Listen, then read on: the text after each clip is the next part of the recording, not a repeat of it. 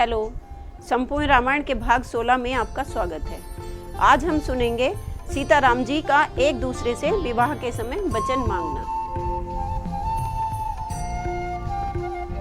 इसी के साथ कथा को प्रारंभ करते हैं। लिखने लायक एक है बहुत जरूरी बात, मांग रहे थे वर वधू वचन 5 और 7। भूल रहे हैं आज हम इन वचनों की शान, किंतु लोक व्यवहार में है ये रीत प्रधान। हम इन वचनों को अब भूलते जा रहे हैं, लेकिन शादी के समय ये रीत अभी भी बराबर चल रही है। तो पहले वधू ने वर से, सीता जी ने श्री रामचंद्र जी से ये वर मांगे। वधू ने मांगे वर से वचन ये 7, मुझे अन्नपूर्णा की पदवी देना मेरे नाथ, कि मुझे अन्नपूर्णा की पदवी देना। भोजनशाला का प्रबंध सब रखना मेरे हाथ, सुख दुख में सहचरी बनाकर लेना मेरी राय। 11 हो जाते हैं जब तब एक एक मिल जाए, मेरी देख रेख में रखना धन संपत्ति आगार। सारे आय व्यय हो मेरी सम्मति के अनुसार, सारा लेना देना भी मेरी सम्मति से ही होना चाहिए। अर्धांगिनी समझना मुझको मेरे प्राणाधार, औरों के आगे मत करना गुस्से का व्यवहार। घर का आंगन रहे न खाली गोधन से भरतार। वो कहती हैं गाय भी घर के आंगन में रहनी चाहिए। घर का आंगन रहे न खाली गोधन से भरतार, दूध दही पर पूरा पूरा हो मेरा अधिकार।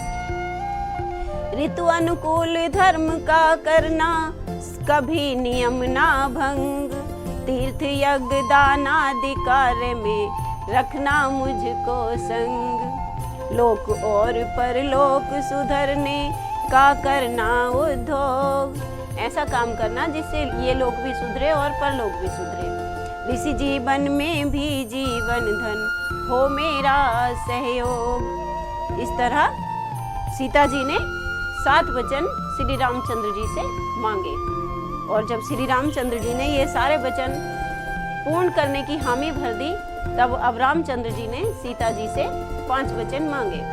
वो 5 वचन थे कि वर ने मांगे वधू से वचन ये 5, वन उपवन में प्रिय अकेले कभी न रखना पैर। पति के संग बिना पत्नी के अच्छी नहीं है सैर। सुरा से बियो मत वालों से करना कभी न बात। सुरा से बियो, जो ये मद्यपान करने वाले हैं और जो मन चले हैं, उनसे आप कभी बात नहीं करना। कुसंगियों की संगत में है नाना विधि उत्पात, बेपूछे और बिना बुलाए मैं के ना हो पयान। कोई पूछे ना और कोई बुलाए ना तो मैं के भी नहीं जाना चाहिए। अपने आप कहीं जाने पर कम होता है मान, सील छोड़कर कभी न हंसना रखना ये मर्याद। अधिक हास्य से पैदा होते नाना भांति विषाद। पति कैसा भी हो तुम करना सदा प्रेम व्यवहार, निगमा निगम बताते हैं यह नारी धर्म का सार।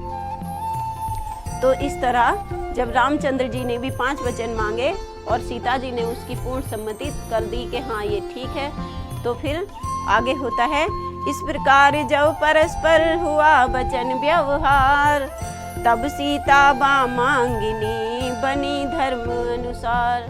तब सीता जी श्री रामचंद्र जी के बाएं हाथ की तरफ बैठ गई, विराज गई।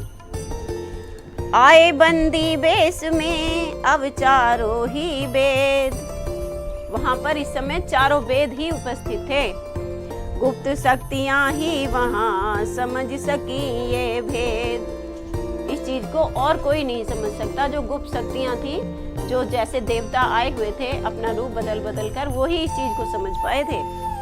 सुंदर शब्दों में दिया इस प्रकार वरदान, चिरजीवी हो वर वधू बड़े सौख्य सम्मान। तो जो है आशीर्वाद में क्या कहते हैं कि गिरजापति के सिर पर जब तक गंगा की धारा साज रही, जब तक शंकर जी के सिर पर गंगा की धार है तब तक ये जोड़ी बनी रहे। गिरजापति के सिर पर जब तक गंगा की धारा साज रही, लक्ष्मीपति के बक्सी स्थल पर जब तक भृगु की लात विराज रही। जब तक विष्णु भगवान के हृदय पे भृगु ऋषि की लात विराज रही है। अच्छा, ये भृगु ऋषि जो थे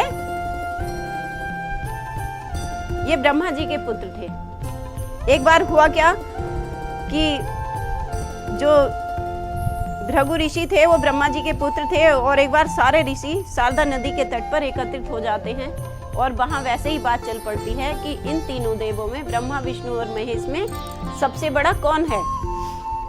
और ये जो काम था ये भृगु ऋषि को सौंपा जाता है कि आप इसको पूरा करेंगे, इसका दायित्व आपको सौंपा जाता है। तो ये भृगु ऋषि जो हैं सबसे पहले ब्रह्मा जी के ही पास जाते हैं, मतलब अपने पिताश्री के पास जाते हैं, और जाकर जब उनसे मिलते हैं तो उनका कोई आदर सत्कार नहीं करते हैं, अपने पिताश्री का कोई प्रणाम नहीं करते हैं, कोई दंडवत नहीं करते हैं। इससे ब्रह्मा जी नाराज हो जाते हैं, लेकिन ये अपना ही पुत्र है ऐसा सोचकर मोहवश वो उनको कुछ दंडित नहीं करते हैं और वहां से जाने देते हैं।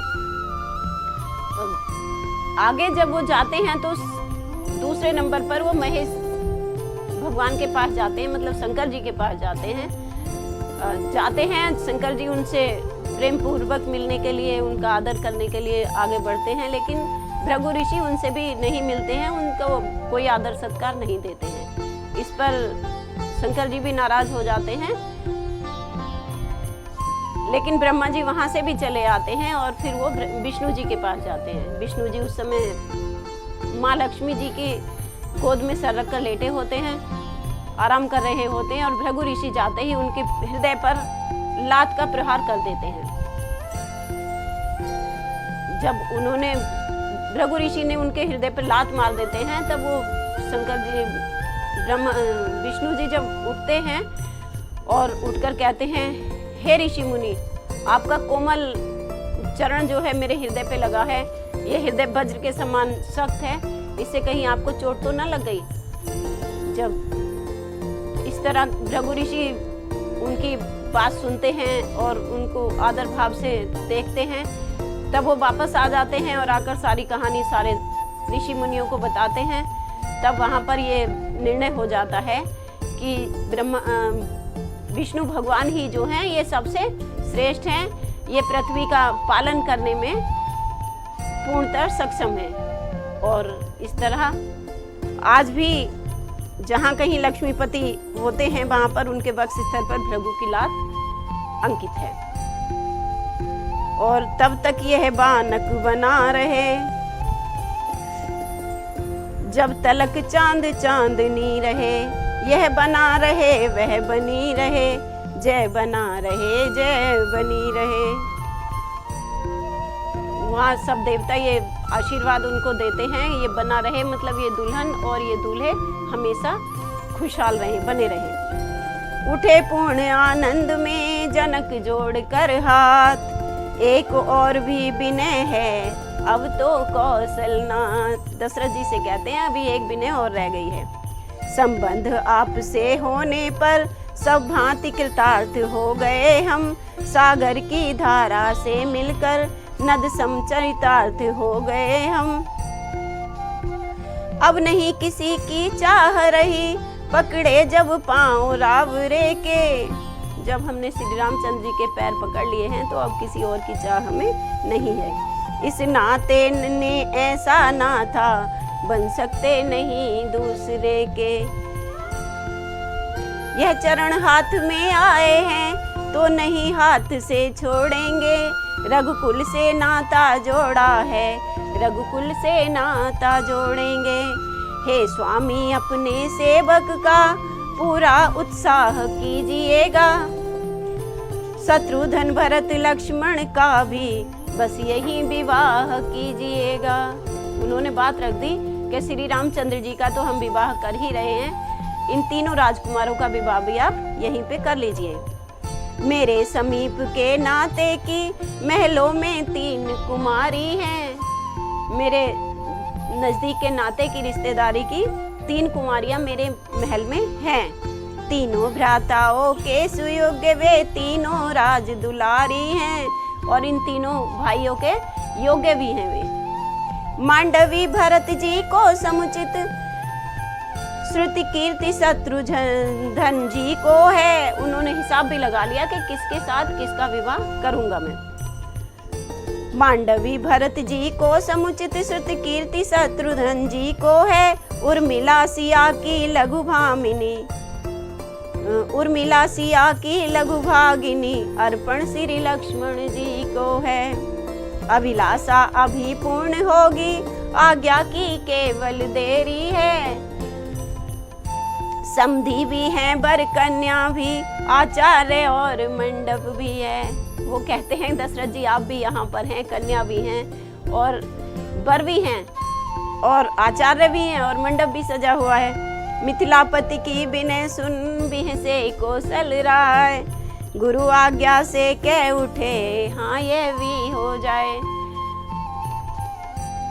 उन्होंने दशरथ जी ने पहले अपने गुरु से आज्ञा ली और जब उन्होंने आज्ञा दे दी गुरु जी ने तो कह रहे हैं चलो ये भी हो जाए। तो कौन जानता है किसे किसका मर्तबा बढ़ाया है, हमने तुमको अपनाया या तुमने हमको अपनाया है। समधी समधी संबंध हुआ फिर हम तुम समान हुए। मिलती है देह देह दोनों, मिलते हैं प्राण प्राण दोनों। जो कुछ है उधर तुम्हारा है, जो कुछ है इधर हमारा है। शत्रुघ्न भरत या लक्ष्मण पर पूरा अधिकार तुम्हारा है। दशरथ जी कहते हैं कि इन तीनों पर भी आपका पूर्ण अधिकार है। यह प्रेम ग्रंथ संबंध ग्रंथि जो गूंजी आज परस्पर है। मैं तो कहता हूँ इसमें अब बंध गया जन्म जन्मांतर है। सुने अयोध्या नाथ के जब यह हार्दिक बैन, प्रेम नीर से भर गए जनक राज के नैन। राम जानकी का हुआ जिस प्रकार संस्कार, उसी तरह ब्याहे गए तीनों राजकुमार। जैसे सीताराम जी का विवाह हुआ था वैसे ही इन तीनों राजकुमारों की भी शादी हो गई। चारों बर बधुओं को निहार कौशलपति अधिहुलसाए हैं। चारों क्रियाएं साथ साथ मानो चारों फल पाए हैं। बह दिया दहेज जनक जो मंडप भर गया दहेजों से। हो गया अयाचक याचक गण दोनों पक्षों के नेगों से। अयाचक मतलब जो मांगने वाले थे, और हो गया अयाचक याचक गण, जो मांगने वाले थे वो इतना नेक मिला दोनों तरफ से कि अब उन्हें किसी चीज की और तमन्ना नहीं रही। अयाचक हो गए, अब उन्हें मांगने की कोई जरूरत नहीं थी। फिर बाजे बजे पुष्प बरसे, सुरपुर से जय जयकार हुआ। स्वर गूंज उठा यह त्रिभुवन में, संपूर्ण विवाह संस्कार हुआ। गुरुओं बारातियों के समीप जनवा से कौशलनाथ चले। दरवाजे तक पहुंचाने को मिथिलापति उनके साथ चले। बालाओं ने दौड़कर घेरे राजकुमार, तुम ठहरो बाकी रहा अभी और व्यवहार। जो सीता जी की सहेलियां थी उन्होंने उन्हें रोक लिया और बोले अभी नहीं, अभी विवाह पूर्ण नहीं हुआ है। कितने देवी देवता मना जोड़ी, यह गांठ तुम्हारी है। यह जो विवाह संबंध हुआ सब सो सब मान्यता हमारी है। सीता सी दुल्हन को पाकर रघुवीर बहुत मत फूलिए नहीं, यह फल है लगन हमारी का, इतना रहस्य भूलिए नहीं। बड़ी आई मूर्ति तुम्हारी अब मन मंदिर में पधराएंगी, वैसे ही नाचोगे लाला जैसे हम नाच नचाएंगी। अभी तो आपको वही करना है जो हम कहेंगे। घिर गए हृदय के घेरे में तो सीधे छूट नहीं सकते, वह डोरे डाले हैं हमने तोड़े से टूट नहीं सकते। प्रारब्ध तुम्हारी जागी जो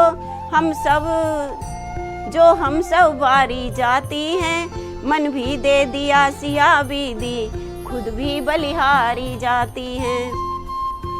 इस प्रकार कुछ देर तक कर परिहास विलास, बरबधुओं को ले गई तियतापे के पास। जो पूजा भी रह गई थी वहां ले गए वो। पूजवाए कुल देवता रीति नीति अनुसार, दूधाभाती फिर हुई प्रेम प्रीति अनुसार। दूधाभाती ये शादी की एक रस्म है जो ये अब पूरी कर रहे हैं। प्रभु छवि निरखे जानकी पट घूंघट की ओट, माया ही में जीव जनु हुआ ब्रह्म पर लोट। सब प्रकार सब नेग कर हंस हंस कर स्वच्छंद, गाती थी अनुरागिनी गीत गान सानंद। तो प्रातः काल जब बजी सहनाई में राग, जनवा से आए कुंवर भरे मोद अनुराग। बाल सखाओं ने कहा सभी रोक कर बाट, भैया तो बुटिया गए दूधाभाती चाट। जो श्री रामचंद्र जी के सखा हैं वो सब कह रहे हैं कि भैया तो हमें भूल गए दूधाभाती खा के। और इस तरह हंसी परिहास के साथ ही हम अपनी कथा को आज यहीं विराम देते हैं, और कल हम सुनेंगे सीता जी की सखियों के हंसी मजाक और कंगना रस्म। रामायण के पिछले भाग देखने के लिए साहित्य संगम की संपूर्ण रामायण प्लेलिस्ट पर जाएं, और हमारी वीडियो आपको कैसी लगी कृपया कमेंट करके बताएं। नमस्कार।